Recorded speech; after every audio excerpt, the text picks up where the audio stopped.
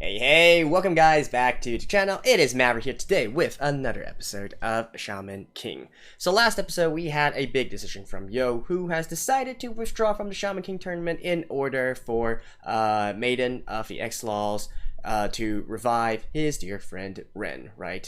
Who will hopefully continue on within the tournament, now stronger than before since he just had a near-death experience, right? Now obviously the story doesn't end here. We still got a long ways to go. So what exactly is Yo going to be doing in the future? Is this a permanent exit and whatnot? Well, we'll just have to continue on and see, right? And then again, we aren't really out of this particular arc yet. We still had Anna and the other girls fighting against the free sisters, the free ladies, whatever you want to call them, from Hao's side and whatnot. I do believe that we still need to get an ending to that as well. It actually involves some pretty important characters, which will become critical later on in the future. But of course, for me, I'm most excited because we are nearing the promised arc.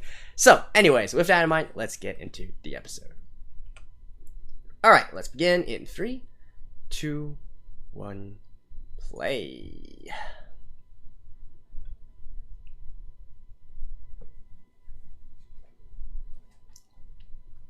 No. And we're starting right from here, eh?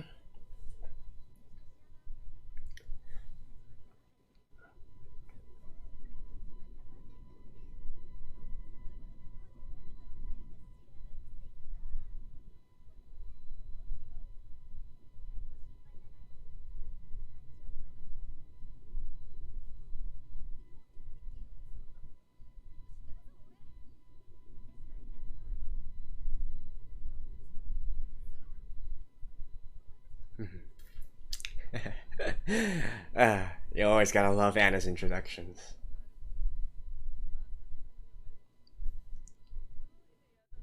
Now that I'm looking at her, she does have a pretty good figure, isn't it?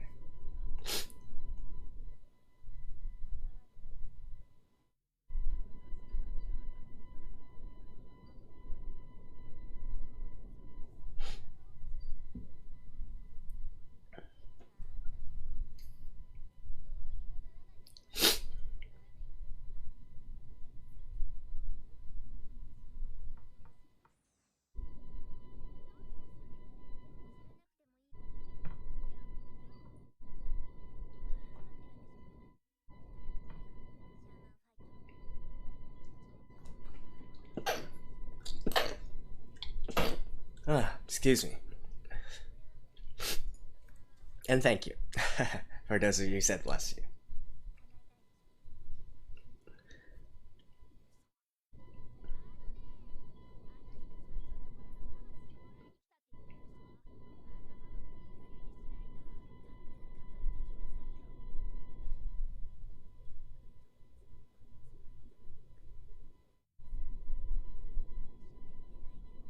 Yeah, you tell them, Anna.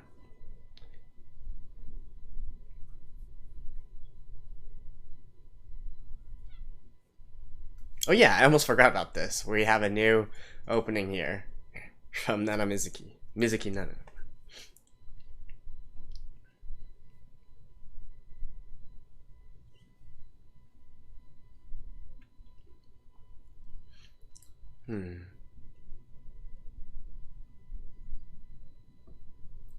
Oh! I didn't even notice that the first time. Yeah, they have a lot of foreshadowings in here. Damn.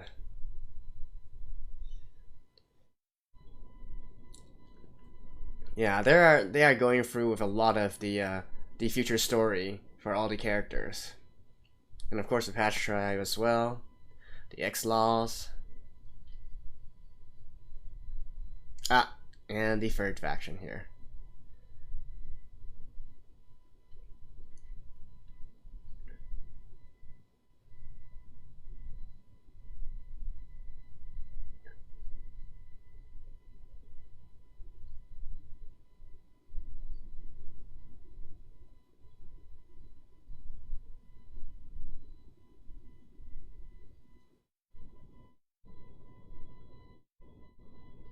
Technically, this is also a spoiler, but... Oh, and I still can't get over this. Oh my god. The how he made. Hey,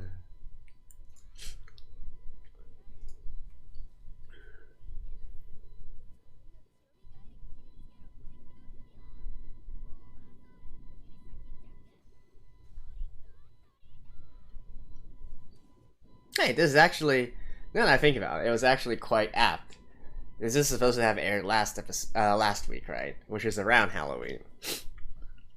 It's almost like they planned that.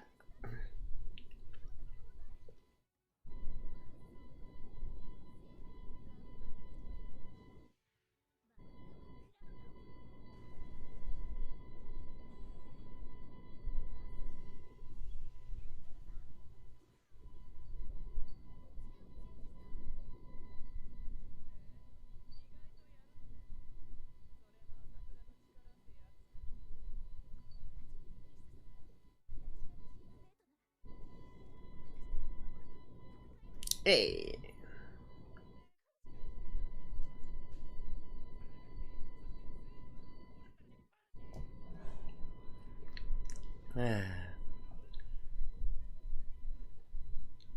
Well, they just might be the natural counters to those hot girls, eh?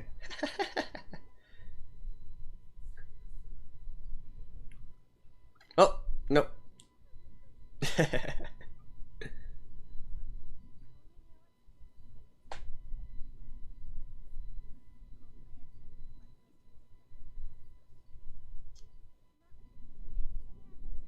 Aw, she's so cute.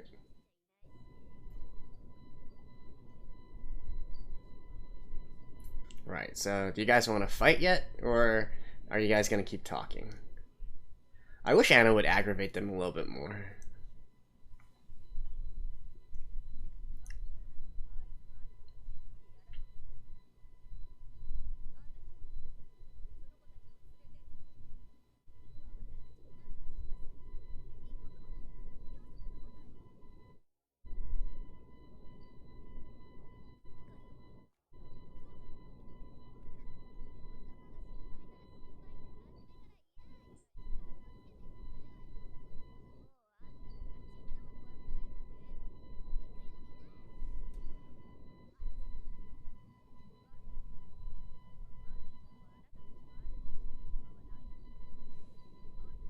In all honesty, Anna would probably crush them immediately.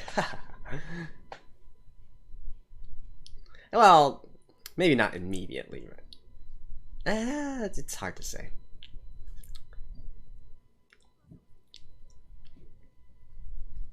There are certain conditions that need to be met, is all I want to say.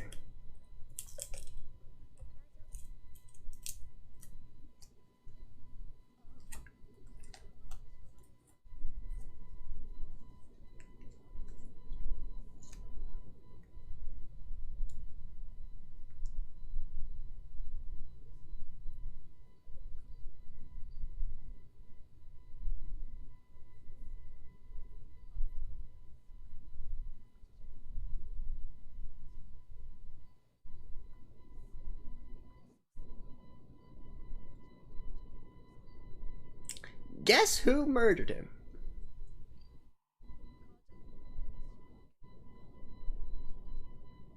You know, considering the single recurring theme that's been happening throughout this entire series when people have their loved ones killed.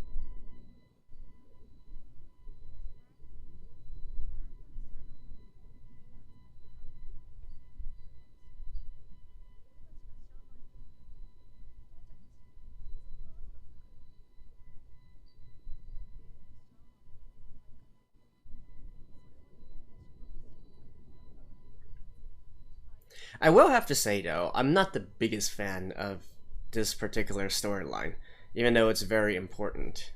Look at that, a tree of life. That particular reference there.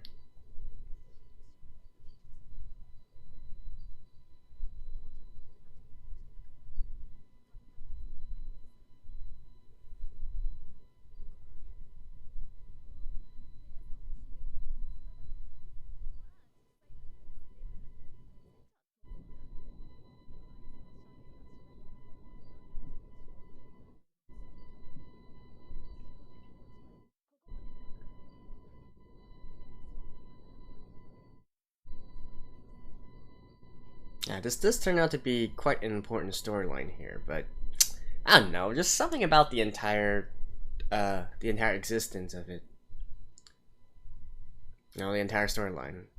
Not my favorite, I'll be honest. But we'll get to that later. We're not gonna resolve this storyline right now.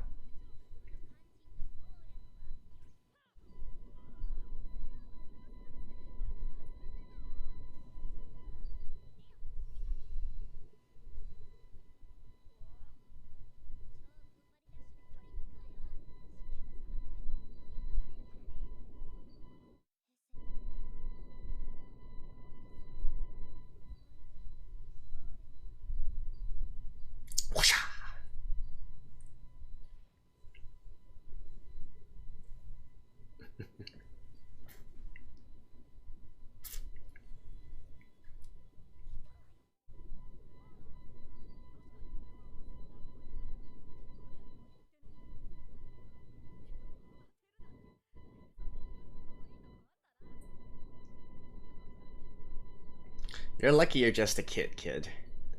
Otherwise, you'd have a taste of Anna's right hand.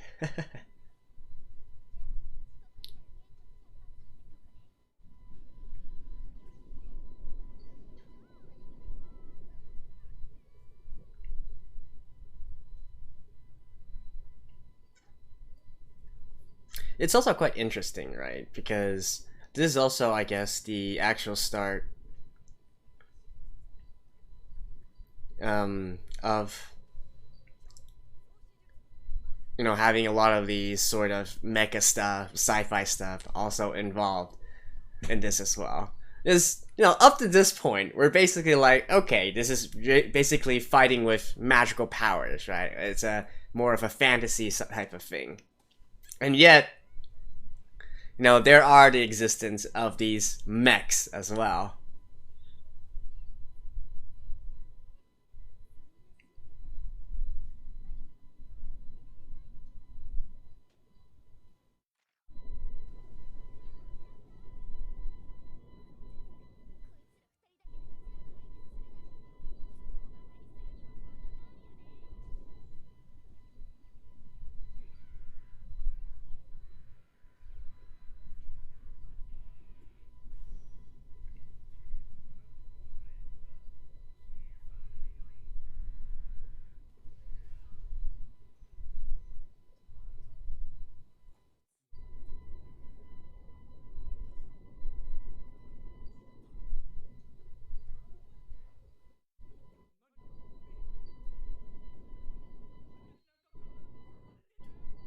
I mean, Pyron is a Jiangxi, right? He is a corpse.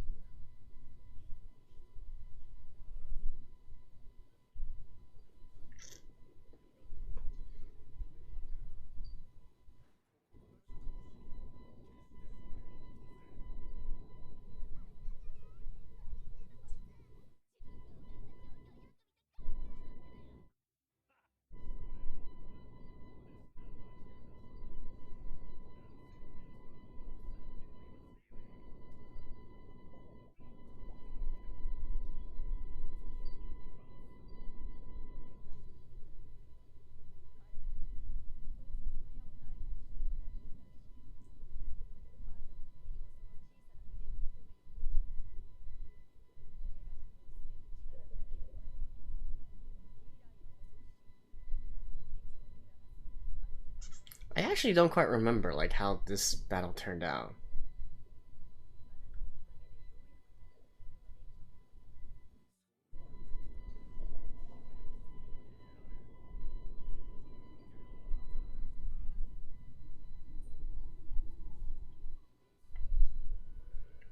Gotcha where you want you.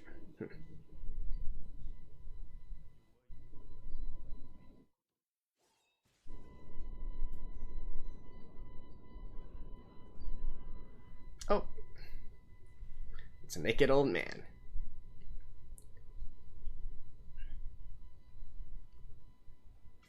Tilda Matisse. You know, to be honest, I never bothered to remember the names of these three, even though they are recurring characters.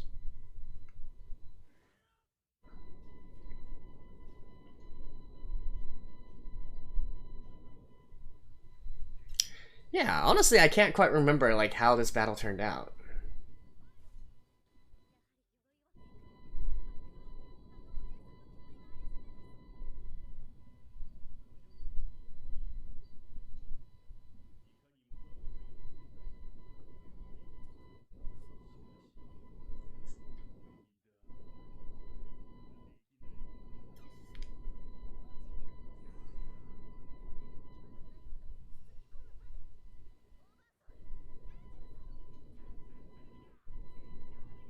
That is like seriously a vulgar ability.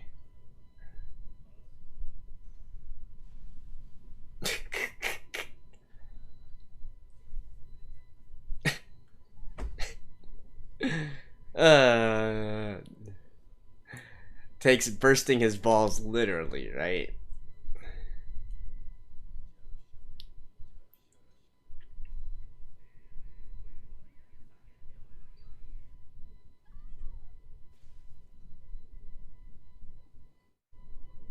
Hey, what happened?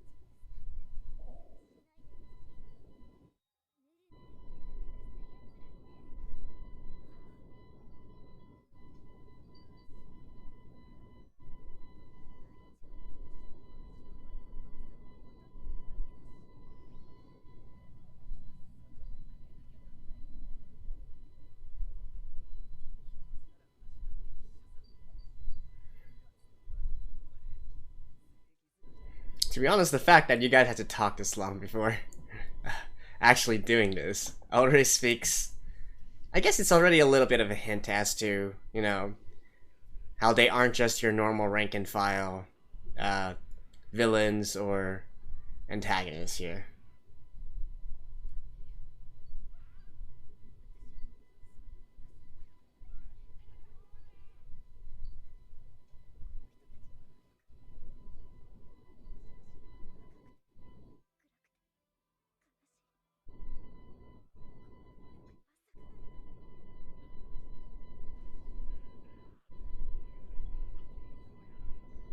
Like I said, I can't quite remember what happened here.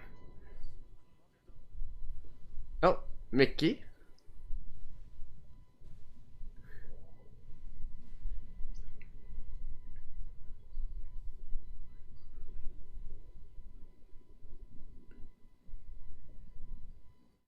Yep, it's Mickey. Took you long enough, dude.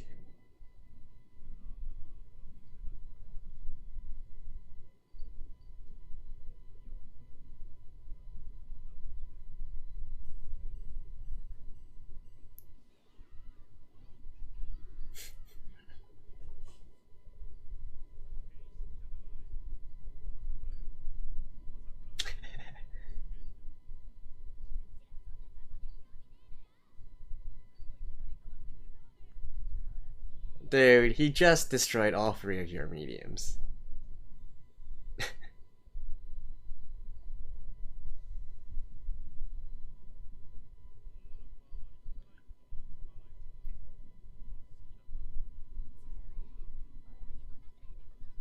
That's probably why you have such a shitty personality, though. Okay, now I remember. Yeah, this is what happened.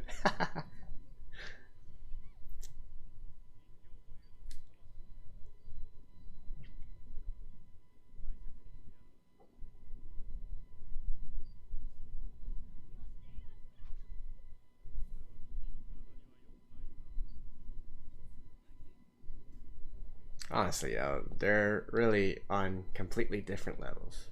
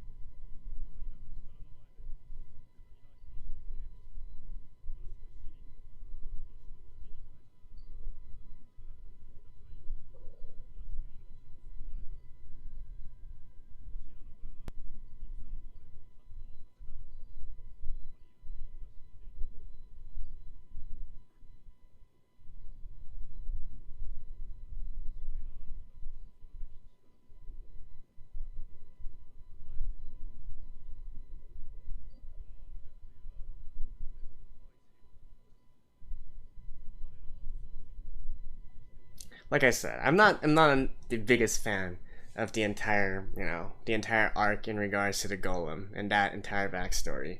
But just from what Mickey is saying, it should probably be self-evident of how strong the golem is.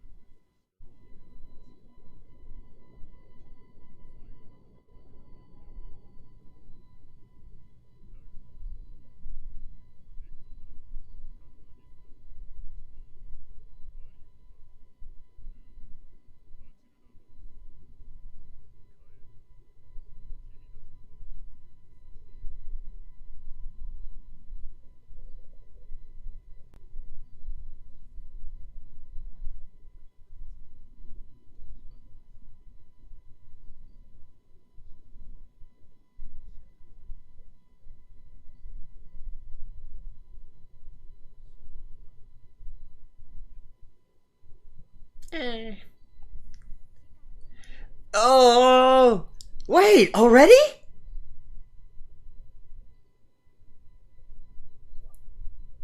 Next episode is already a Sorosan arc? Oh my god damn it. I need to find some time to quickly watch it. Ugh! Alright, but not right now though. Anyways, I will see you guys after this. Alright, so that was episode 29, and I gotta say, super hyped for the Sarazan arc coming right up. God damn it, I really need to take some time and get up to speed here because I can't miss that. I actually thought we had a bit more time. I was not expecting us to get there this early. I thought we had at least a few more episodes, but alright then, apparently we are getting there. It doesn't make Oh, okay, I see. Probably the first arc, it's going to start with a little bit of still present day, and then we get into the flashback. That's what I'm guessing for that. Anyways, we'll talk a little bit more about it at the end. So let's focus back on this episode.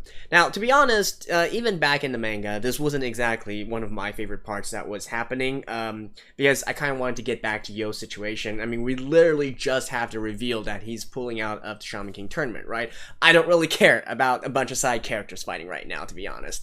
But you know, to be fair though, the three sisters, you know, they're attractive, or three witches, I should say. They're attractive, they're hot, and whatnot. I mean, I quite like them, you know, their character designs and whatnot, even back in the manga. And here, you know, we can see that they are, you know, quite attractive as well, right? Now, the thing here though is, well, I guess one thing that we can observe here is that they definitely aren't just these disposable characters, right? Because even for antagonists, they seem to have a lot of lines, they have a lot of dialogue, you know, and it seems that they have some deeper interactions with, you know, those on the protagonist side versus the other villains who or antagonists who maybe we see them and then they're just basically they end and then they're cast away. Whereas for these three, we can kind of get the feeling that they're recurring characters, right? In fact, I think they've already been introduced before in a previous episode as well, and now that they're here and actually having some interactions and dialogue with, you know, with the three girls and also with Mickey as well, you get the feeling that they are here kind of to stay, right? They have more in terms of their story that we can look at later on. It's a little bit different here, all things considered, right? And, you know, once again, having this sort of deep, dark, sad past and whatnot, you know, considering everything else, right? It's obvious that this is something that you know, the sort of good side is going to want to try and learn about and maybe eventually find some way to resolve all the problems and whatnot, right? Would that be considered a spoiler? I don't really think so, because, you know, I think it's quite important. Anytime you learn of the backstory of a certain character, right, even if they are antagonists, that's probably hints as to, you know, something in the future. We're probably going to do something with their backstory. And speaking of backstory, right, so moving on from the three witches, we get to the two kids there, and of course the entire Golem story as well. Now, like I said, it's not exactly my favorite part of Shaman King. In fact, I still find it's a really unique blend. Let me put it this way. I do believe this is the first time we are actually revealed to there being this sort of more mechanical or more technologically advanced kind of stuff within Shaman King, right? We're not just a bunch of people using sort of like magical powers and whatnot. We actually have some sci-fi stuff here as well. And I think it's quite a unique blend here with the sci-fi stuff and the magic stuff. It's just that eventually it does. I think even at the end of all of it, I wasn't really quite sure like what the entire Golem storyline was supposed to accomplish and whatnot. But, you know, maybe that's just a problem of, you know, it being a very long time since I read it. So maybe it's just kind of fuzzy or you know, not fuzzy memories for me, basically. But, you know, if that were the case, then probably I would argue it wasn't really all that important or interesting in the first place. But we'll see. I find that within Shaman King, you know, how much I like a certain character definitely affects me a lot as to whether or not I like the certain arcs or certain episodes, certain chapters that are concentrating on them and their stories. And, you know, as with a lot of characters here, they each have their own backstories. They each have to grow in their own way and whatnot. Now, this is definitely quite. I would say that it's quite different from your typical shonen where we're constantly following the main character, right? Here it would be like we're only following Yo, seeing what he does. But, you know, I think one thing that is, I wouldn't say unique, right? But it is something that Shaman King does a little bit more differently, is that it gives a lot of time to all the other side characters as well, and all the supporting cast, which is good in a way, because, you know, and a lot of times you always want to learn about the other characters a little bit more. But at the same time, though, you know, because we follow a story because we like the main character, right? And so obviously we want to learn more about the main character. I still remember back when I was flipping through the manga and whatnot, there were some times when I really, quickly fast forwarded through a lot of the story because I was just like, come on guys, let's get back to Yo. I want to see what happens to him. I want to see what happens there. I don't really care about character X, like maybe out of supporting cast, maybe like there's like XYZ, maybe I care about Y, maybe I care about Z, but X I don't care about, right? And so during those times I'm just like, all right, can we get on with it already, and so on and so forth. So I think that is something that is a sort of flaw of Shaman King, if you will, but it's, it is what it is, and you can't really blame the author for trying to incorporate all the other characters, their what do they believe in, their sort of willpower and what they're fighting for, their beliefs, and things of that nature, right? Because it is important in understanding, right, how far they can actually go whilst holding that beliefs, while holding that kind of willpower. But then again, it is kind of a moot point here because as we see in the preview, next episode we are getting into the Asura-san arc, which is going to be focused exclusively on Yo and Anna, and more specifically their past. So to be honest, like the entirety of the Shaman King remake, this part was probably the only part that I'm I shouldn't say this, right? I wouldn't say it's the only part that I'm watching this for, but it's definitely one of my biggest motivations for watching the remake of Shaman King, because in the original anime they did not actually animate or adapt that particular arc here. So now that they are adapting this, which they hinted at actually all the way back in like episode 4 or 5 or something, I made a mention during that time, right? They had a flashback scene in regards to the Yo and Anna's past. So that's what got me hyped on, and I'm sure it's what got a lot of Shaman King fans hyped up as well, because that is basically confirmation that this remake is going to be adapting this particular arc here. And yeah, definitely my absolute favorite arc out of all of Shaman King. So I hope the adaptation does it justice. We'll talk more once we get into the next episode. Yeah, I need to just quickly and get into it, I guess. So do stay tuned, guys. Definitely don't miss that part, and I will see you guys next time. Bye bye.